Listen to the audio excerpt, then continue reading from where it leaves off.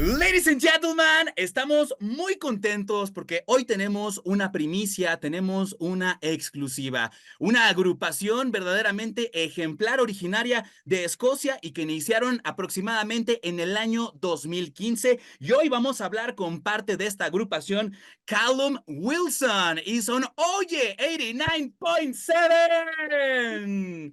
Hello, my friend. How are you? Yeah, I'm very well, mate. I'm very well. How are you? Excellent. You recently have been in our country, right? You were at the Pal Norte Festival. Yeah. How was the experience? How did you guys deal with the heat? It is so hot on Oh, Monterrey, Nuevo León. it's so much warmer than it is in Scotland, and I stupidly went on stage with a jacket on. So I just started, you know, this kind of Scottish skin wasn't designed for the sunshine, so I thought I would cover up, but I was just sweating so much I had to take my jacket off and throw it away mid-set. Um, but yeah, we're lucky enough to been to Mexico a few times in the past couple of years, and each time we just wish we could stay longer.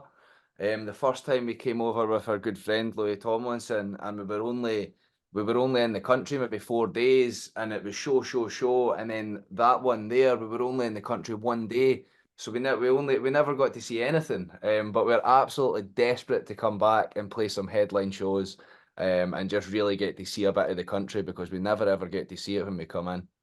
Do you have plan to come back to Mexico Uh, soon? we're, we're we're in talks with our agents at the moment and trying to sort something out. Hopefully this year, but it may be next year, just depending on travel arrangements. That's great news for your Mexican fans. And talking about live performance, you're gonna be at Liverpool Sound City, right? Yeah, this week, yeah, we headline the stage there on Saturday, I think. I'm really looking forward to that. We always love Liverpool. The people in Liverpool are very similar to Scottish people. We both have mad accents and we kind of speak really fast. I would actually say people from Liverpool speak slightly faster than us, so it's sometimes hard to get a word in with them. But you know, we love it. A lot of our good friends are from Liverpool. We love Jamie Webster. He's an artist you should check out from Liverpool, and the Mysterines are another great artist. Well, group of artists from Liverpool who are well worth a listen if you like music. You just released this album called Millennials, right? This is your third studio album. Yeah. And I heard Rammstein uh, telling about that the third album, it's the hardest one. How was the experience? Yeah, I can certainly understand where they're coming from, just because your first two albums, your first one's like coming of age, your second one is like hot off the back of your first one, and then your third one, you're like, oh, wow. What do we write about now? We've wrote about everything.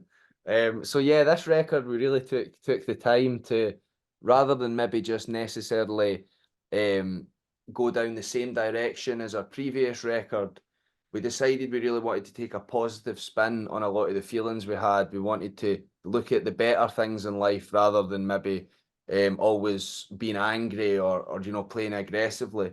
Yeah. We're actually lucky enough we took ourselves away to a remote studio in the north of Scotland. It was just like us, a foot of a big mountain, and like, you know, like deers and stuff, like nature running through the estate. We were with our good friend Scott Anderson as well, and Jack produced the record. So this is the first record we've really took back into our own hands, rather than maybe being on a label or recording with producers. We've done it all ourselves. So yeah, but we actually, contrary to how we first thought that it was going to be a real slog, the record kind of flew in. It was the main body of the record was written in about 8 weeks, I think. I was wondering, it is hard to fight for the right of create an album because the music industry every day is changing, and we can notice that every single artist are like releasing just singles and not albums. How hard is to fight to that right to create an album? You know, in a major label system, I do believe it's getting much harder to release a full record. People are really the thing that makes the money for the big labels is singles. Do you Yeah. know it's something that streams 500 million times in the first 3 days, and that's where they make their money. So when tracks aren't doing that for them, they just see it as a total loss. They don't necessarily care about the artistry or the Yeah. musicianship.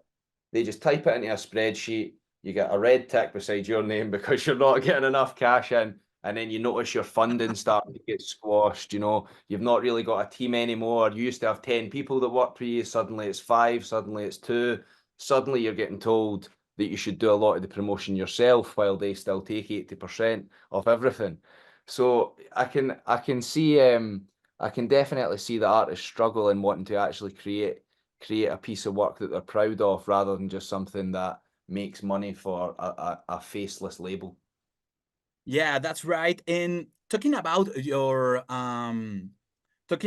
millennials, there is a song called Millionary, and it's a very positive lyrics. I'm gonna read, "Don't worry, we are gonna be millionaires." How did the lyrics came out? You know, it was funny. It was actually this track. It was one of the last ones to get finished recording on the record, but it was one of the first ones we ever spoke about writing. Jack and I were in his apartment when we were first messing about with the idea, just with some acoustic guitars, and he had the idea. There's a very famous British sitcom called Only Fools and Horses, and every single year he says that they're two wheeler dealers trying to make a million, and every single series they'll say to each other, "This time next year we'll be millionaires." And me and Jack used to say that to each other, you know, every time we released a single, an album, it's like, this is the one, this is the one that's going to make us millionaires. And he started playing with that idea of maybe chasing that cash isn't actually what's going to make you happy, because realistically we've been having the time of our lives for about 5 or 6 years and we're broke. Well, we were broke, so it's like why bother chasing that money when all these people round about you, and if you're there with your girlfriend, your partner, your boyfriend, whoever, they can give you the millions that you need. It doesn't necessarily matter what's in your bank account. That's great. I want to talk about a special topic because I don't know how it's going, all related to the AI topic on the music. Because here in Latin America, we have recently this case where somebody creates a Bad Bunny song with AI and he gets very angry because this guy was like earning money with this song. And how's going that topic on the UK, for example? You know, I think what you say is so true. It's such a scary thing for artists when you're seeing a machine replicate your voice perfectly, and then people buying into it enough that they will listen to that rather than you would like to hope that fans could hear, but the fakes are so good these days, it's almost impossible. I noticed as well, not as much in Britain, but in America, there's a big, do you know, a hip hop beef going on right now with Drake, Kendrick Lamar, and like all the big players. Yeah. And Drake just released a two-pack diss with Tupac and Snoop Dogg dissing Kendrick Lamar. And Uh-huh. then the Tupac estate have came out like, no, no, no. Look, we love Kendrick. So, Yeah. you know, it's adding extra levels to these beefs that are happening now. It's craziness.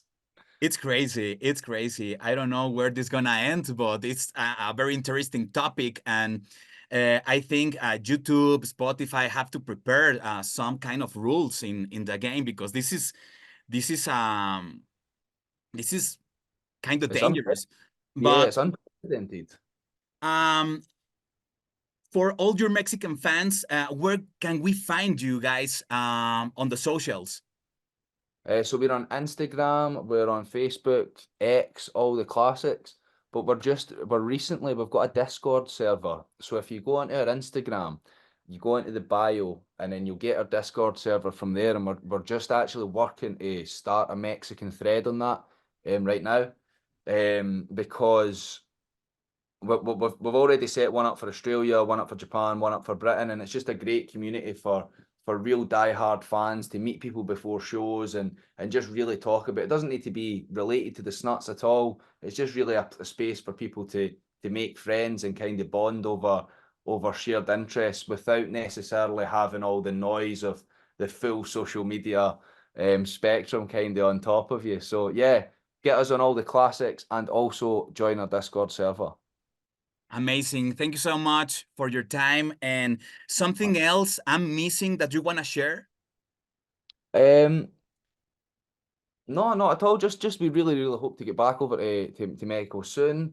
Any Mexican fans of the record, make sure to check out the deluxe edition. There's a track on there called Mexico, and it is actually about your beautiful country and the experiences we had when we were there. And I'll have you know, it is one of my favorite tracks that we've ever recorded. So get over to that deluxe edition, and make sure you give it a listen. Callum, thank you so much for your Thanks so much. time. Él es Callum de The Snuts. Y si encuentran su música, streamenla mucho, denles muchos views en YouTube. Valen muchísimo la pena, son una gran banda de Escocia para el mundo. Yo soy Poncho Yesca y continuamos en Oye 89.7, todo el pop, todo el tiempo.